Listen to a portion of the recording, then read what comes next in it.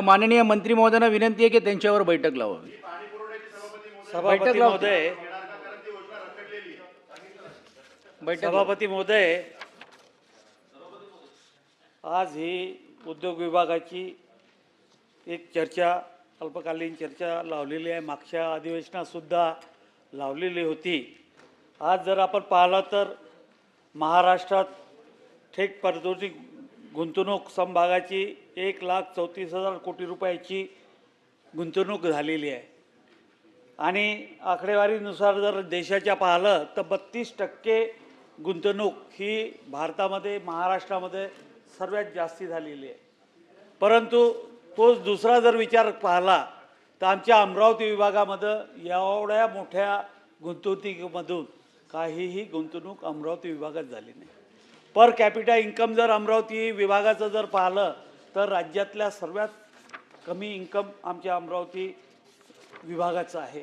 आणि अशा परिस्थितीमध्ये आमच्या अमरावतीला खऱ्या अर्थानं उद्योग वाढीसाठी जे प्रयत्न करायला पाहिजे ते प्रयत्न होताना दिसत नाही.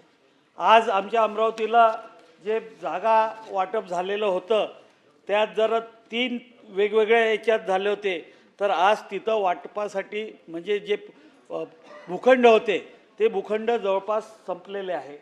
मध्यंतरीच्या काळामध्ये एक मेगा टेक्स्टाईल पार्क मित्रा हा अमरावतीमध्ये निर्माण केला माननीय पंतप्रधान मोदयांनी. आणि त्याच्या आधी जवळपास 3,000 हेक्टर जागा नोटिफाईड केलेली होती आणि त्यातली 400 हेक्टर जागा मित्रा पार्कसाठी घेतली. आज आता जर पुढं डेव्हलपमेंट आमच्या अमरावती विभागाचं किंवा अमरावती MIDCचं जर करायचं म्हटलं तर आमच्याजवळ जागा शिल्लक नाही आहे. माझा सर्वात पहिला प्रश्न मंत्री महोदयांना पहिला प्रश्न हा आहे की आज जी नोटिफाईड 3,000 होती त्यातली 400 हेक्टर आपण घेतलेली आहे. 2600 हेक्टर नोटिफाईड जागा जी आहे ती तातडीनं आपल्याला अधिग्रहित करणं गरजेचं आहे. किंवा मग भविष्यात अमरावतीमध्ये उद्योगच येऊ शकणार नाही. जी जागा आयडेंटिफाईड केलेली आहे ती जागा घेणं खरं तर गरजेचं आहे. आज अमरावतीमध्ये आपण जर पाहिलं तर आमच्या इथं टेक्स्टाईल जुना महाराष्ट्र शासनाने निर्माण केलेला टेक्स्टाईल पार्क होता तो पूर्ण चालू झाला नाही.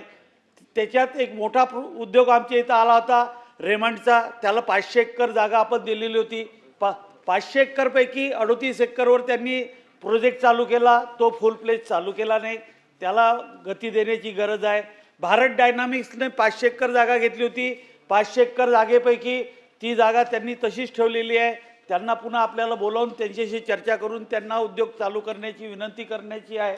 तसंच जर पाहिलं तर ह्या सर्व गोष्टीसाठी आपण मागच्या वेळेस बोलले होते की अमरावतीला मी सर्व अधिकारी घेऊन येतो आणि बैठक करू आणि त्याच्यानंतर आपण या अमरावतीच्या MIDCचा किंवा उद्योगाच्या डेव्हलपमेंटसाठी आपण प्रयत्न करू. परंतु आपण जर पाहिलं तर आज जे काही ड वर्ग प्लस डी प्लस आमचा झोन आहे तर आता D+ झोनमध्ये जे तुम्ही सबसिडी किंवा हे देता आणि आता Aमध्ये पण देता. जर Aमध्ये तुम्ही तर त्यांना काही सवलती दिल्या तर Dमध्ये कोण येणार आहे. म्हणून माझी आपल्याला विनंती आहे की आपण जर पाहिलं पुणे असेल, मुंबई असेल, औरंगाबाद असेल, इन्फ्रास्ट्रक्चरचं एवढं मोठं तुम्हाला इन्व्हेस्टमेंट करावं लागून राहिलं की तिथं गर्दी झालेली आहे. आणि आमच्यासारख्या ठिकाणी तिथं उद्योग येत नाही आहे. म्हणजे आपण इन्फ्रास्ट्रक्चरवर उद्योग तिथंच देऊन राहिलो आणि इन्फ्रास्ट्रक्चरवर करोडो लाखो रुपये खर्च करून राहिलो. जर हे पैसे जर तुम्ही त्या पद्धतीनं आमच्या इकडे जर इन्व्हेस्ट केले, ती जर सबसिडी किंवा त्यांना ज्या सवलती द्यायच्या आहेत त्या जर जास्ती दिल्या तर सर्व समतोल विकाससुद्धा होणं गरजेचं आहे. आणि आपण ज्या बांधकामाच्या D+ साठी टाकल्या आहे तिथं 40% BCC म्हटलं तुम्ही कॉमन ठेवलं आहे. A साठी ती आहे, B साठी ती आहे, C साठी ती आहे, D साठी पण ती आहे. माझी आपल्याला या निमित्तानं विनंती आहे की D साठी BCCचा जो तुमचा नियम आहे त्याला तुम्ही कमी करायला पाहिजे. तो 10% करायला पाहिजे. परंतु त्याच्यात तुम्ही विक्री न करण्यासाठी तुम्ही त्याच्यात 10 वर्ष तुम्ही विक्री करता येणार नाही अशी अट त्याच्यात तुम्ही घालू शकता. आणि त्यानंतर बाकीचे जे काही प्रश्न आहे ते मी तुम्हाला माझ्या बोला मी ऐक तुम्ही तर आता बाकीचे प्रश्न मी आहे असं बोलला म्हणून मी भेटलो. नाही, मी आता एवढंच सांगतो की माझ्या काही मागण्या आहेत. त्यातली सर्वात पहिली मागणी मी तुम्हाला केलेली आहे की आपण 300 हेक्टर जी नोटिफाय केली आहे त्यातली 400 हेक्टर आपण पी एम मित्रासाठी घेतली, तर ती पी एम मित्राच्या व्यतिरिक्त उरलेली 2600 हेक्टर आयडेंटिफाईड जी आहे तिला आपण नोटिफाईड जी आहे त्याला आपण त्वरित प्रक्रिया करणं गरजेचं आहे, त्याला ताब्यात घेण्यासाठी. त्यानंतर दुसरा रेमंडवाल्यांशी आपण बैठक घेऊन रेमंडचा जो प्रोजेक्ट आहे त्यांची जागा घ्यायची नाही आहे, परंतु त्यांना विनंती देऊन त्यांना काय सवलती पाहिजे तो प्रोजेक्ट चालू झाला तर एक मोठा निर्णय आमच्या अमरावतीमध्ये होईल. तसंच भारत डायनामिक्सवाल्याला बोलावून त्यांच्यासोबत चर्चा करून त्यांचं 1-1.5-2 वर्षाच्या आधी त्यांनी म्हटलं होतं की तुम्ही जे टॅक्सेस लावता जोपर्यंत आमची इंडस्ट्री चालू होत नाही तोपर्यंत आम्हाला ते टॅक्सेस वेव करा. तर त्यांच्याशी बोलून चर्चा केली तर कदाचित तो भारत डायनामिक्स 500 एकर जागा जी घेतलेली आहे ते तिथं येतील. आणि सर्वात महत्त्वाचं म्हणजे इंडस्ट्री जर आम्हाला वाढवायची असेल तर एक आपण आणि मुख्यमंत्र्यांनी एखादा ऑटोमोबाईलमधला प्रोजेक्ट जर अमरावतीला आणला तर जवळपास 300-400 एन्सेलरीज युनिट त्याच्या निमित्तानं तिथं चालू होतील आणि ते करणं फार महत्त्वाचं आहे. त्यानंतर 800पर्यंतचे जे प्लॉट आहे ते तुम्ही मिलापच्या मार्फत इकडे अलॉट करता. माझी आपल्याला विनंती आहे की ते RO लेवलवर ते अधिकार आपण दिले तर त्याला एक थोडंसं चांगलं होईल. आणि फायर स्टेशन आमच्या इथं नाही आहे, डिव्हिजनल ठिकाण आहे, तर डिव्हिजनल फायर स्टेशन आपण तिथं केलं तर एक बरं होईल.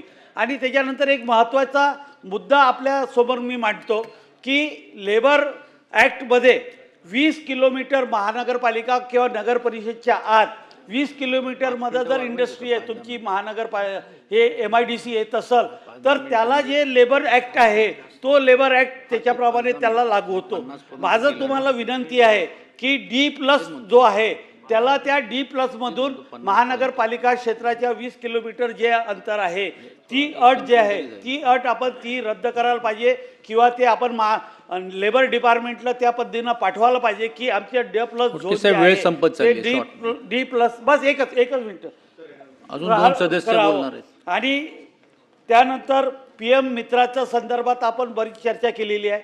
तिथं आपण PMC नेमाचं कबूल केलं होतं, PMC नेमली म्हणून समजलं. तुमचे इथले मार्केटिंगचे जे डेप्टी CEO आहेत त्यांना मी फोन केला, परंतु कोण नेमलं त्यांनी काय केलं पुढं तिथं प्लॉट अलॉटमेंटसाठी ते काही माहीत नाही. आणि त्याच्यानंतर दुसरी महत्त्वाची गोष्ट की 30 जूनला आपण जे 590चे रेट केले होते 1221चे जे रेट होते आणि आपण कबूल केलं होतं की 30 जूनपर्यंत ते रेट 590 होते. आता 30 जूनला ते रेट पुन्हा संपलेलं आहे. तर आज आपण ती घोषणा करावी की आपण त्या मागच्या अधिवेशनात मला सांगितलं होतं की 30 जूननंतर आपण पुन्हा 590चे रेट त्याला देऊ, तर ते 590चे रेट ते आपण देणार का ही माझी विनंती आहे. आणि तातडीनं एक बैठक आपल्या स्तरावर या संदर्भात लावावी. सभापती महोदय, सन्मान्य सदस्य खोडके साहेबांनी अमरावतीच्या MIDCच्या बाबतीमध्ये अनेक प्रश्न या ठिकाणी उपस्थित केलेले आहेत. परंतु अमरावतीच्या बाबतीमध्ये मी एक महत्त्वाची गोष्ट मी आपल्याला सांगेन की प्रकल्प आणण्याच्या बाबतीमध्ये नक्की आपण सकारात्मक खोडके साहेब विचार करू. परंतु 2025ला आपल्याकडे जी जिल्हा गुंतवणूक परिषद झाली अमरावती जिल्ह्याची त्याच्यामध्ये 2885 कोटीचे नवीन करार आपल्याकडे झालेले आहेत. म्हणजे 3000 कोटीची गुंतवणूक विभागात, त्याच्यामुळे 3000 कोटी रुपये ह्या संपूर्ण अमरावती विभागामध्ये येण्याचं निश्चित झालेलं आहे.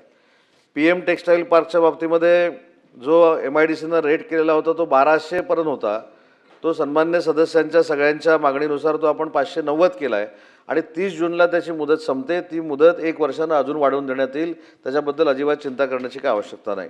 रेमंड्सच्या बाबतीमध्ये रेमंड्स असेल किंवा भारत डायनामिक्स असेल या दोन्ही उद्योग समूहाच्या MDना बोलून यांच्याशी सकारात्मक चर्चा केली जाईल, त्यांना अजून काय दिलं पाहिजे अशा पद्धतीची भूमिका देखील आम्ही उद्योग विभाग म्हणून घेऊ. परंतु याच्यामध्ये D+ आणि A आणि Bचा उल्लेख तुम्ही या ठिकाणी केला.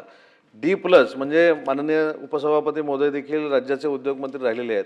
D+ म्हणजे जास्तीत जास्त उद्योग आणण्यासाठी आपण फॅसिलिटी देतो, तो D+ आहे. अल्ट्रा मेगा प्रोजेक्टला जर 4000 कोटीची मर्यादा असेल तर ती मर्यादा D+ला नाही आहे. त्याच्यामध्ये रत्नागिरी असेल, नंदुरबार असेल, विदर्भाचा काही भाग असेल, म्हणून तो आपण D आणि D+मध्ये घेतलेला आहे. तो आपण जर धाराशिव पण आहे. तो आपण जर A+ केला साहेब उपसभापती महोदय, तर त्याच्यामध्ये अनंत अडचणी अमरावतीच्या फॅसिलिटी द्या असं म्हणतात. तुम्ही A+ प्रमाणे फॅसिलिटी द्या. A+ प्रमाणे किंवा A प्रमाणे आपण त्याला फॅसिलिटी देऊ शकत नाही, कारण आपण D+ मध्ये आहे. आणि म्हणून आपण जी बैठकीची देखील मागणी केलेली आहे. मागच्या अधिवेशनानंतर खरं तर अनेक निवडणुका लागल्यामुळे अमरावतीला बैठक मी घेऊ शकलो नाही, पण हे अधिवेशन संपल्यानंतर पुढच्या महिन्याभराच्या आत या उद्योजकांना तिथं जर बोलवता आलं तर तिथं देखील बोलवण्यात येईल आणि तिथं सविस्तर बैठक घेऊन अमरावतीच्या MIDCच्या बाबतीत सकारात्मक निर्णय घेतले जातील.